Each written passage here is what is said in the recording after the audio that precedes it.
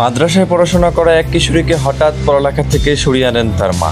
স্থানীয়দের অভিযোগ, পরবর্তীতে মা মেয়ে দুজন একটি ঘর ভাড়া নিয়ে সেখানে অনৈতিক কর্মকাণ্ড চালিয়ে যাচ্ছে। কখনো একই পুরুষের সঙ্গে মায়ের সম্পর্ক গড়ে উঠেছে, আবার কখনো সেই পুরুষের সঙ্গেই বাধ্য হচ্ছে মেয়েটি শারীরিক সম্পর্কে জড়াতে।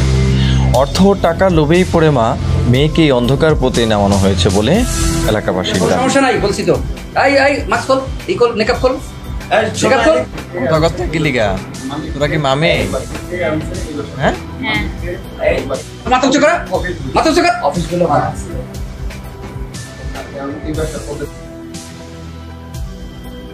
এখানে তোমাদের আছে কে? মোবাইল বন্ধ হয়ে নাম কি তার? মুক্তার। মুক্তার আছে। মুক্তারের সাথে তোমাদের পরিচয় কি? অফিসগুলো ভাড়া ছিল। মাথা উঁচু কর না কে? কি এর আগে আসতে কখনো?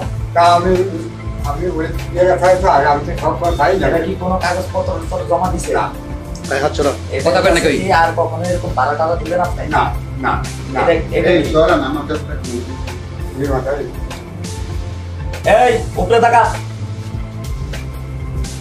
শুরু বাচ্চা লিখে দেখা যায় না। এত নাটক করলো পুলিশে দিল। আচ্ছা এই কর না কে? আপনি জিজ্ঞেস না বস, আপনি কথা জিজ্ঞেস করেন। এই তোমরা কাজ করো কয় টাকার বিনিময়? বলো বলো বলো। কত করে নাও? আরে কথা বলে এগুলো তো আমাদের কাছে থাকবে। বলো না কেন? যত তাড়াতাড়ি বলবো সমাধান, তত তাড়াতাড়ি বলো। হ্যাঁ কত? 500।